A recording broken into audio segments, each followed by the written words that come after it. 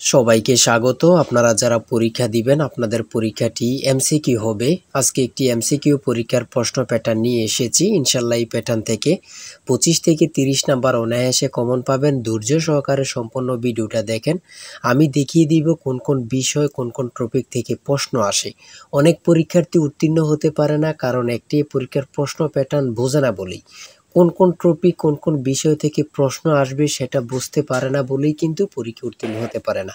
আজকে আমি সকল বিষয় নিয়ে আলোচনা করব। কোন সাজেশন কোন বই ফলো করলে আপনারা পরীক্ষা উত্তীর্ণ হতে পারবেন, এবং আমরা আপনাদের জন্য একটি চূড়ান্ত সাজেশন তৈরি করেছি। কিছুক্ষণ পরে এ সম্পর্কে আলোচনা করতেছি।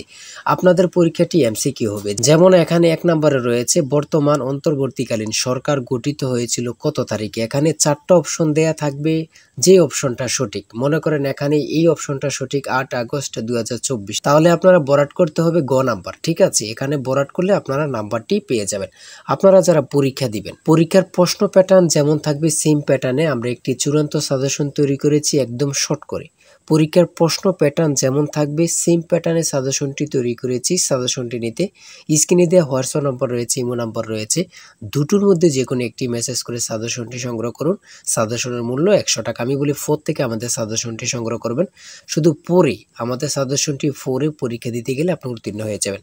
যারা চাকরির কারণে, বিভিন্ন কাজের কারণে অথবা পড়ালেখা একটু দুর্বল, বোঝেন কম, তারা প্রত্যেকে আমাদের সাজেশনটি সংগ্রহ করবেন। ইনশাল্লাহ আপনি পরীক্ষায় পাশ করবেন। তাই বেশি কথা বলবো না, যারা বোঝেন একটুতেই বুঝে যান। আশা করি প্রত্যেকে সাজেশনটি সংগ্রহ করবেন। আমি প্রশ্ন প্যাটার্ন সমাধানে চলে যাচ্ছি। এখানে রয়েছে 1 নম্বরে বর্তমান অন্তর্বর্তীকালীন সরকার গঠিত হয়েছিল কত তারিখ, 8 আগস্ট 2024। এখানে রয়েছে রূপপুর পারমাণবিক বিদ্যুৎ কেন্দ্র কোন দেশের সহায়তায় তৈরি করা হচ্ছে। সঠিক উত্তর হচ্ছে কোনোটি নয়, কারণ রাশিয়ার সহায়তায় তৈরি করা হচ্ছে। এখানে অপশনে নেই বলেই কিন্তু কোনোটি নয়। ঠিক আছে, সঠিক উত্তর হয়েছে। তারপরে 3 নম্বরে যেটি রয়েছে খুবই গুরুত্বপূর্ণ একটি প্রশ্ন, বাংলাদেশের সংবিধান কবে কার্যকর হয়। কত পরীক্ষায় যে আসছে আল্লাহ ছাড়া কেউ জানে না। কত পরীক্ষায় যে আসছে আল্লাহ ছাড়া কেউ জানে না, সেটা হচ্ছে 16 ডিসেম্বর 1972 সালে। 4 নম্বরে রয়েছে বাংলাদেশের মহান স্বাধীনতার যুদ্ধে বীরত্বের জন্য কতজন বীর মুক্তিযোদ্ধাকে বীর বিক্রম উপাধি প্রদান করা হয়। খুবই গুরুত্বপূর্ণ। এখানে বীর বিক্রম দিয়েছে, বীর উত্তম থাকতে পারে, ঠিক আছে, এমন কিন্তু থাকতে পারে। খুবই গুরুত্বপূর্ণ একটি প্রশ্ন। তারপরে যে প্রশ্নটি বারবার আসছে সেটা হচ্ছে ইজমির শহরটি কোন দেশে অবস্থিত। খুবই গুরুত্বপূর্ণ প্রশ্ন উত্তর। বাংলা, ইংরেজি, গণিত, সাধারণ জ্ঞান থেকে প্রশ্ন থাকবে। ঠিক আছে, আমি বলে রাখি। তারপরে 8 নম্বরে একটি প্রশ্ন দিয়েছে, দেখেন বাংলাদেশের জাতীয় খেলা কোনটি। সঠিক উত্তর হচ্ছে হাডুডু। সঠিক উত্তর হাডুডু। খুবই গুরুত্বপূর্ণ একটি প্রশ্ন। কোন মুঘল সম্রাটের সময় লালবাগ দুর্গ নির্মাণ করা হয়েছিল। সেটা হচ্ছে আওরঙ্গজেব। খুবই গুরুত্বপূর্ণ একটি প্রশ্ন। হ্যাঁ, তারপর আমরা দেখে নিই অপর পৃষ্ঠে দিয়ে কি দেওয়া আছে। 10 নম্বরে রয়েছে বাংলাদেশের আইন অনুযায়ী পুরুষ ও নারীর বিয়ের সর্বনিম্ন বয়স কত। এখানে সর্বপ্রথম বলেছে পুরুষের কত। আমরা জানি পুরুষের কত 21 বছর এবং নারীদের কত 18 বছর। তাহলে এখানে সর্বপ্রথম রয়েছে 21 ও 18।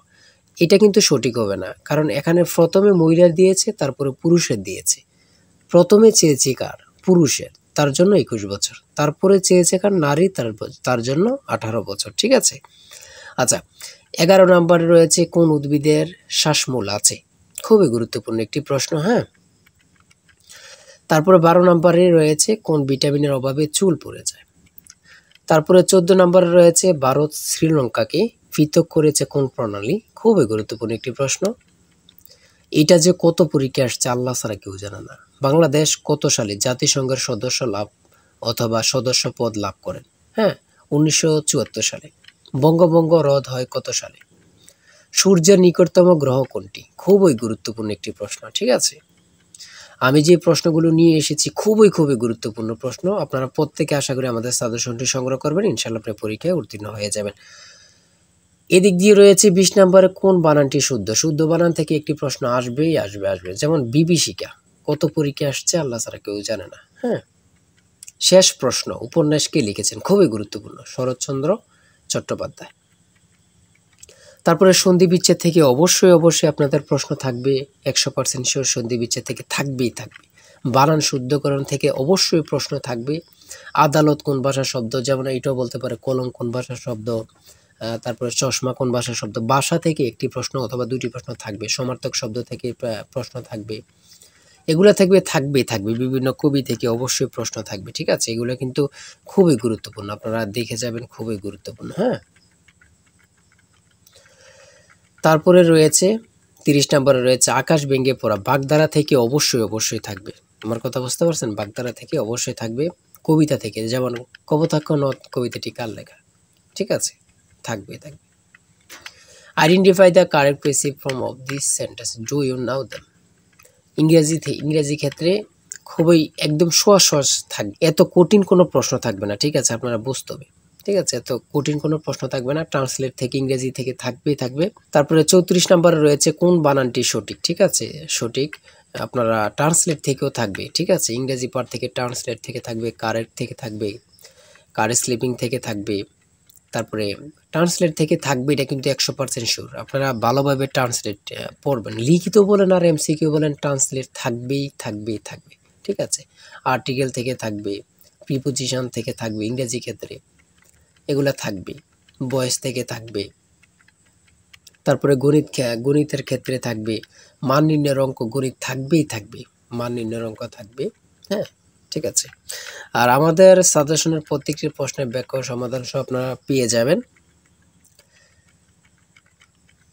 তারপরে এখানে রয়েছে 1 কোটিতে কত মিলিয়ন হয়। 1 কোটিতে কত মিলিয়ন হয়, খুবই গুরুত্বপূর্ণ, সেটা হচ্ছে 10 মিলিয়ন।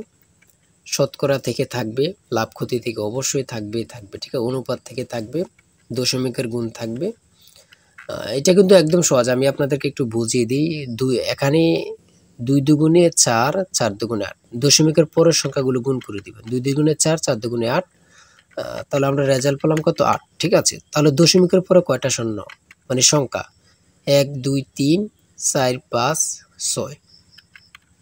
এখন 6টা পেয়েছি, দশমিকের পরে সংখ্যা পেয়েছি 6। যদি আমরা এর পূর্বে গুণ করে 8 পাই, তাহলে 6টা সংখ্যা হইতে, হ্যাঁ, 8-এর সাথে কয়টা শূন্য দিতে হবে, 5টা শূন্য দিলেই কিন্তু আপনার হয়ে যাবে। ঠিক আছে, যেমন 1 2 3 4 5টা শূন্য আর 8, সঠিক উত্তর হচ্ছে ক। ঠিক আছে, বুঝলে কিন্তু একদম সহজ এগুলো।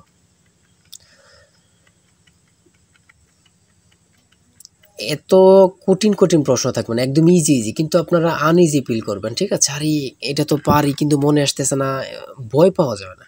ঠিক আছে, নিজেকে শক্ত করতে হবে। পিতা পুত্র থেকে অবশ্যই অঙ্ক 1 নাম্বার থাকবে। ঠিক আছে, জ্যামিতি থেকে অঙ্ক থাকবে। ঘাবড়াতে পারবেন না, অনেকেই ঘাবড়িয়ে যায়। ঠিক আছে, পরীক্ষার হলে ঘাবড়িয়ে যায়, ভয় নিয়ে পেলে তারা কিন্তু পারবেন না।